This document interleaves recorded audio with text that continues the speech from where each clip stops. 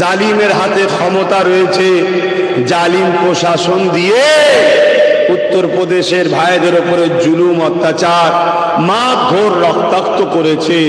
আল্লাহর কাছে দোয়া করি উত্তরপ্রদেশের সরকার আজ জালিম প্রশাসনদেরকে আল্লাহ জাহান্নামে পাঠিয়ে দিক। বলুন আল্লাহুম্মা আমিন। আরো খুশিয়ে বলবেন না আল্লাহুম্মা আমিন। আমাদের হাতে ক্ষমতা নাই, কিন্তু আমাদের আল্লাহ মুখ দিয়েছে। বলো আমার কাছে কি লাগবে? ইতিহাসের পাতা গাওয়া দিচ্ছে, এটা নতুন নয়, এরম যুগে যুগে ছিল। আবু জেহেল, উদবা, সাইবা, আবু লাহাব, উমাইয়া, এরাও সব এদের মতো জালিম ছিল। কেউ যদি আমার রসুলের নাম নিত, আমার নবীকে প্যার করত, আমার রসুলকে মেনে নিত, আমার আল্লাহকে ভালোবাসতো, তাদের উপরে ওই সময় আবু জেহেলরা জুলুম করত। কিরাম জুলুম করত? মরুভূমির গরম বালিতে শুইয়ে বুকের ওপরে ভারী পাথর চাপিয়ে দিত। শুনছেন? তাহলে এটা কি নতুন? এটা নতুন না, এটা হবে। আমরা যে প্রেম করি, এই প্রেমের পরীক্ষা আল্লাহ নেবে। এই প্রেমের পরীক্ষা আল্লাহ নেবে, আল্লাহ দুনিয়াকে দেখাবে। আজ বেলাল চলে গেছে তো কি হয়েছে? বেলালের আশিকরা আজও আছে, যারা বেলালের মতো আজও আমার হাবিবের জন্য, আমার জন্য জেল যেতে হয় জেল যাবে, মার খেতে হয় মার খাবে, জীবন দিতে হয় জীবন দেবে। আমি আল্লাহ আমার হাবিবকে ছাড়বে না। জোরে বলুন সুবহানাল্লাহ। আমরা কি সেই দলের মধ্যে আছি না? নাই। আমরা যদি আল্লাহ রসুলের জন্য জেল খাটতে হয় খাটতে পারবো। আমরাও আল্লাহ রসুলের জন্য যদি মার খেতে হয় মার খেতে পারবো। আল্লাহ রসুলকে পিয়ার করার জন্য যদি আমাদের উপরে হত্যা লীলাও চলে, আমরা জানকে দিয়ে হলো আল্লাহ রসুলের জন্য জীবন কুরবান করতে কারা প্রস্তুত? হাত তুলে সাক্ষী দেন। আল্লাহ এই হাতকে আপনি কবুল করেন। আমাদের ইমানের তাকত, আমাদের ইমানের ক্ষমতা, আমাদের ইমানের মাকাম আল্লাহ আপনি বাড়িয়ে দেন। বেলাল হুজুরের কাতারে, সাহাবাদের কাতারে আমাদেরকেও আপনি কিয়ামতে হাসর নাসর করে নাজাত দেবেন। বলুন আল্লাহুম্মা আমিন। ইয়া রাসূলুল্লাহ, ইয়া রাসূলুল্লাহ, ইয়া রাসূলুল্লাহ। আল্লাহু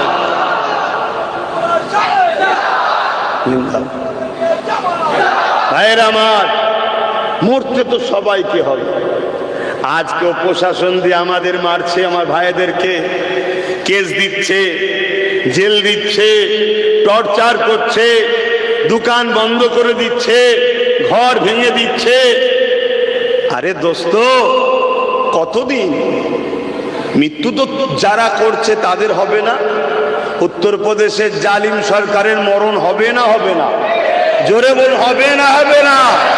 উত্তরপ্রদেশের যেসব প্রশাসনরা অত্যাচার করছে ওদেরও মরণ আছে না? না, মরতে তো হবে, মরতে তো হবে।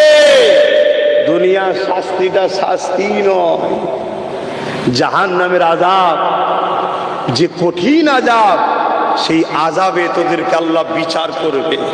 এবং দুনিয়াতেও ইনশাআল্লাহ আমরা দেখব ওরা কিভাবে লাঞ্ছিত, অপমানিত, পদদলিত হচ্ছে, ওটাও দেখব। বলুন ইনশাআল্লাহ। আজ আমরা দেখছি না দেখিনি? অনেকে বাবরি মসজিদের তালা খুলে দিয়েছিল, ঠিক না? পুরো ভারত বিখ্যাত ছিল। এখন কি অবস্থা তাদের?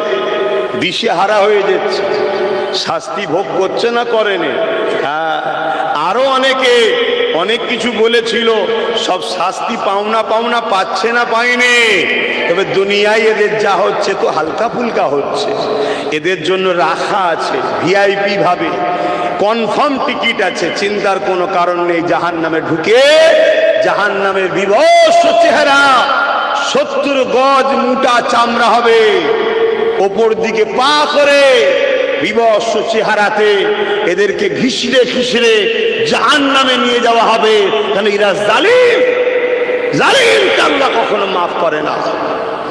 কথা শুনছেন? আপনারা কি জালিম হবেন? যদি জালিম হন, মুসলমানের ঘরের বেটা তো কি হয়েছে, জালিমকে আল্লাহ মাফ করে না, এটা মাথায় রাখবেন। তো যাক, এই জুলুম আজকে নতুন নয়। হযরতে বেলাল হুজুরের কথা যখন এসেছে একটু বলি। কি গো আমার যুবকরা, শুনবে না? হাত তুলে বলো না, শুনবে না? আল্লাহু আকবার। দেখো দেখো দেখো, 1450-1500 বছর আগে ওই হাফসি দেশের একটা কালো মানুষ এত গরিব ছিল, বাজারে বিক্রি হতো। আগেকার সময় তো গোলাম বিক্রি হতো, আমার নবী তো গোলামি প্রথা বন্ধ করেছে, বলুন সুবহানাল্লাহ। এ বাজারে বিক্রি হচ্ছে, ও বাজারে বিক্রি হচ্ছে, এইভাবে হাত ফেরাই হতে হতে হতে মক্কার বাজারে গিয়ে ওই হাফসি দেশের কালো যুবক হযরতে বেলাল হুজুর বিক্রি হলো। আর মক্কায় কিনলো এক জালিম অত্যাচারী শাসক, যার নাম হলো উমাইয়া, কিনেছে।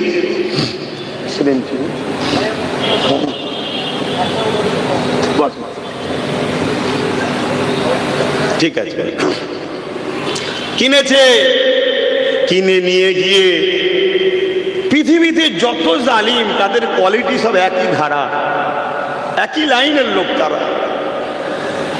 হযরতে বেলাল হুজুরের উপরে অনেক অত্যাচার জুলুম করছে, গোলামির জিন্দেগি বেলাল হুজুর কাটাচ্ছে।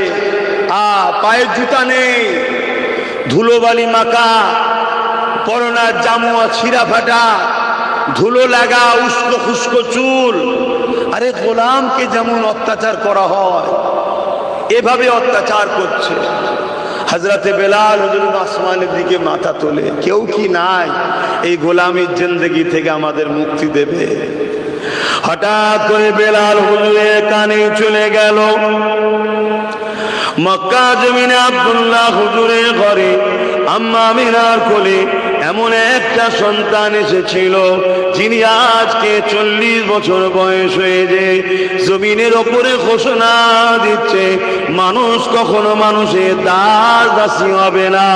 এই জুলুম বন্ধ করো, গরিবদের উপরে অত্যাচার বন্ধ করো, বিধবাদের উপরে অত্যাচার বন্ধ করো, নারীদের ঘরে জেন্ত পুঁতে দিয়া বন্ধ করো। নারীদেরকে ভোগের পাত্রী তারা বানিয়ে দিয়েছিল, এখনো বন্ধ তোমরা করো। এইভাবে তিনি ঘোষণা দিচ্ছে অসহায়দের জন্য, মুসলিমদের জন্য, গরিবদের জন্য। তিনি গরিব অসহায় মুসলিমদের পাশে দাঁড়িয়ে অত্যাচারীদের বিরুদ্ধে তিনি কথা বলতে লেগেছে। হযরতে বেলাল হুজুরের কানে খবর যখন এলো, তিনি গোপনে গোপনে গিয়ে আল্লাহ নবী নূরের চেহারা দেখে দিবানা হয়ে গিয়ে ইমানে নূরে কালেমা পড়ে আমার রাসূলুল্লাহর কদমে হাজির হয়ে যায়।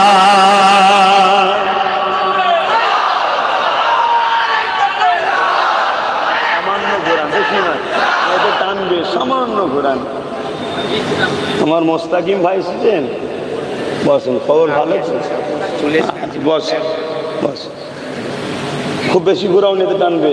ঠিক আছে।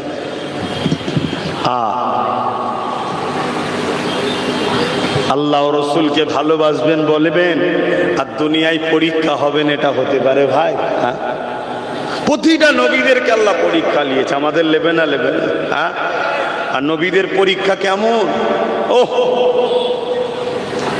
আল্লাহ নবীকে সাহাবা হুজুর এসে বলছে, হুজুর বড় কষ্ট দিচ্ছে জালিমরা। আল্লাহ নবী বললেন, সবর করো, ধৈর্য ধরো, আল্লাহ মুমিনদের পরীক্ষা নেয়। তুমি যে প্রেম করো এ পরীক্ষা আল্লাহ নেবে। তোমাদের ওপরে কি হচ্ছে, নবীদেরকে করাত দিয়ে পুরো দুটুকরো করে দিয়েছে, নবীদেরকে তার উম্মতরা হত্যা পর্যন্ত করেছে। শুনছে, নবীদেরকে তার উম্মতেরা ইজ্জত আঘাত দিয়েছে, চরিত্র আঘাত দিয়েছে। তোমাদের উপরে হবে। সবচেয়ে বড় বিষয় হলো আমার দয়ার নবীর উপরে আল্লাহ পাক কত দিক দিয়ে পরীক্ষা নিয়েছেন। জোরে বলুন সুবহানাল্লাহ।